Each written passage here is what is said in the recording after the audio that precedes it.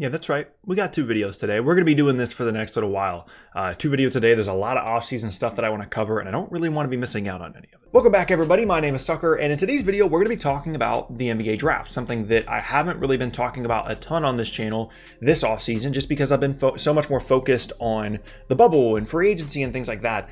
But today, I wanted to talk about some teams that could possibly be making some moves in the NBA draft as it relates to trades, because I've started to kind of immerse myself a little bit more in this particular draft. It's a weird one with everything going on in college and things like that.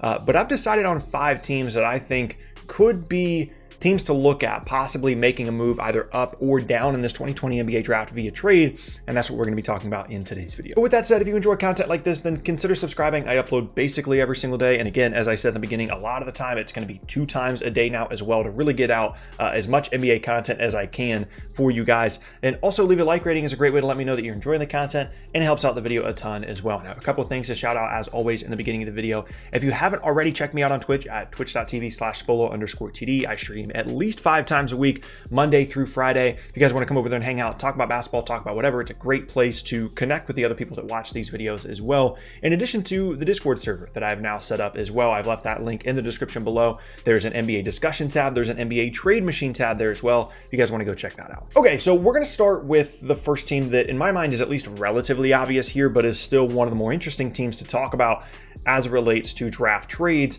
and that is the Boston Celtics. I've talked about them a little bit in a couple of different videos in terms of what's next for them.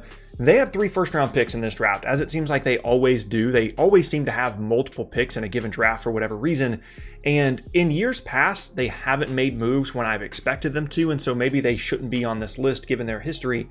But I find it really unlikely that they're going to make a selection with all 3 of these picks, even though to a certain extent, the strength of this draft is the depth that is in it. Having 3 picks seems a little bit unnecessary given the needs of this roster. They're already a relatively deep team, and they really just kind of need one more piece on the bench, you know, whether that be at the 5 spot or whether that be a wing or whether that be a playmaking guard off the bench. Obviously, they need an upgrade at the 5 spot in terms of a big, but I wouldn't be surprised to see them either package these 3 picks together, to move up in this draft, or use these picks to trade for a veteran 5-man that can help them as well. Again, they've been in this situation before, and they've made selections with 2 or 3 first-round picks, and at times those guys haven't even made the roster. I'm thinking back to like when they drafted RJ Hunter, like he was barely even part of the team, and that was a year in which they had multiple first-round picks.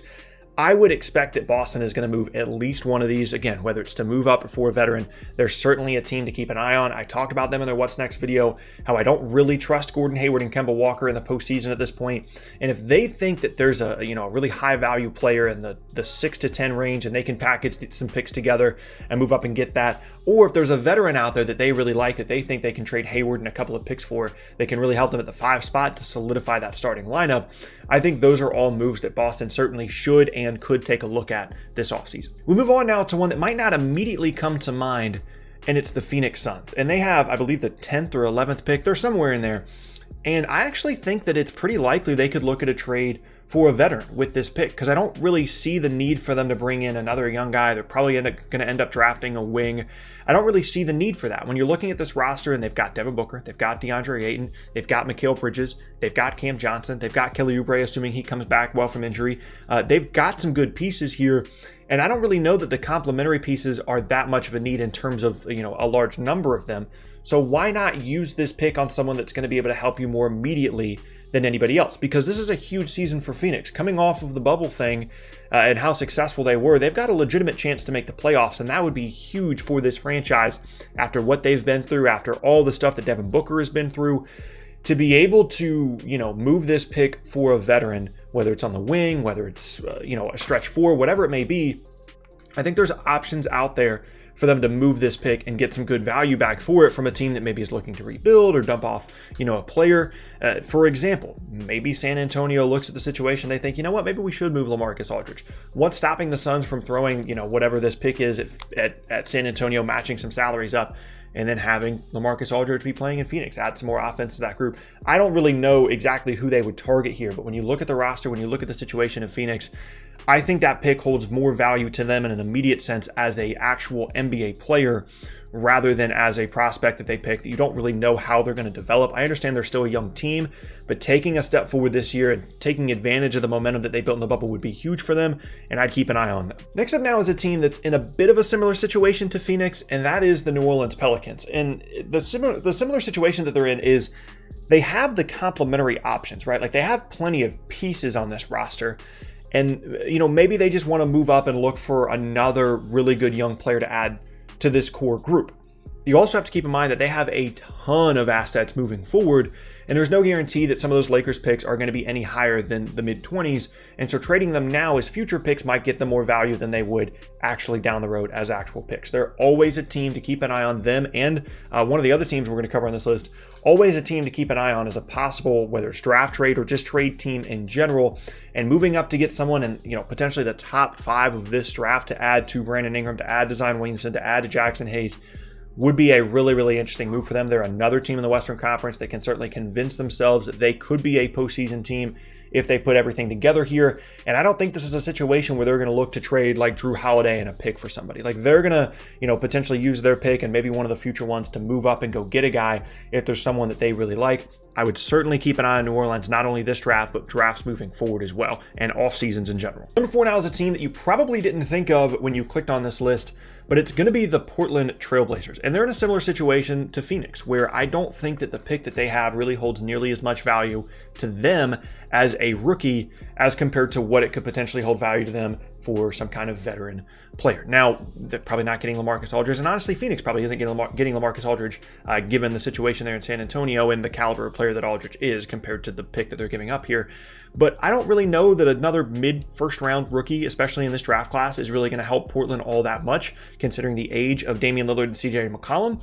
And getting someone on the wing that can defend and can shoot should be much more of a priority for Portland than just getting someone in the draft. Unless they really, really like a player that they think is going to be an immediate contributor and someone that's going to really grow and develop into like a borderline all-star caliber guy within the next 2 years in this draft. Unless they love somebody that much, they should probably just move this pick, try and get a veteran wing that can defend and can shoot, and really raise the ceiling of this group, because right now it's all offense and not a whole lot else for this group. But if you put a wing out there that can actually defend and can shoot around CJ McCollum, Damian Lillard, and Yusuf Nurkic, I think this is a team that could compete for like a top 6 seed in the Western Conference next year. And I think that is a much better option than picking another young guy, just kind of waiting around for them to develop. So Portland is a team, again, you probably didn't think about initially, but I would put them on this list. And at number 5 now, we have the team similar to the New Orleans Pelicans that have a ton of assets moving forward and are always going to be a team to watch in any trade scenario.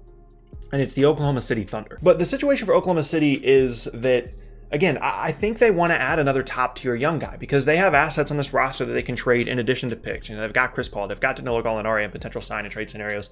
They have Steven Adams. But really, when you look at the roster outside of Shai Gilgeous-Alexander, who I love, I don't see a ton of other players on this roster that I'm incredibly excited about moving forward as like top tier guys.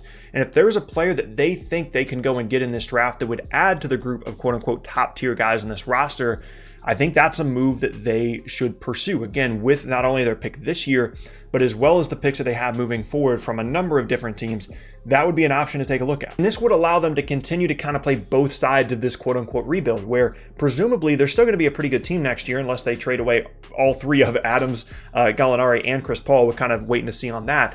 But they can have that, but then they can also have Gilgeous-Alexander and then whoever they pick in this draft as well to continue to add to and build the future for. Because I think there's a scenario that exists here for Oklahoma City where you have Shai and let's just say Chris Paul, Danilo Gallinari, Steven Adams, those guys, Dennis Schroeder, they move on at some point, and then you've just got Shai and not a whole lot else. Even though you have these picks, there's no guarantee that these future picks are going to be anything incredibly valuable. Now, it's certainly likely at some point that maybe they are going to be really, really valuable, but again, there's no guarantee there, and they could go into this draft and say, you know what, let's just go ahead and get ourselves one more guy. Let's get a top 7 pick. Let's go find the guy that we really want in this draft to add to Shai Gilgeous-Alexander. I think that could be a move they could possibly explore. Move one of those future picks, and then they've got kind of a duo that they're building moving forward, and they've got these veterans that they can move for other assets to make up for having to trade away one of these assets this year. Or again, they could move someone like Steven Adams and throw a pick in there and get maybe a younger big that works better with the future for them. They have plenty of options, and as a result of that, again, I would definitely keep an eye on them as possible NBA draft trade team. And yeah, there you have it. That is going to be the end of today's video, and I thank you all very much for watching. Once again, my name is Tucker. If you missed any of my previous videos, then be sure to check out the boxes on screen. Thanks again, and I'll see you all next time.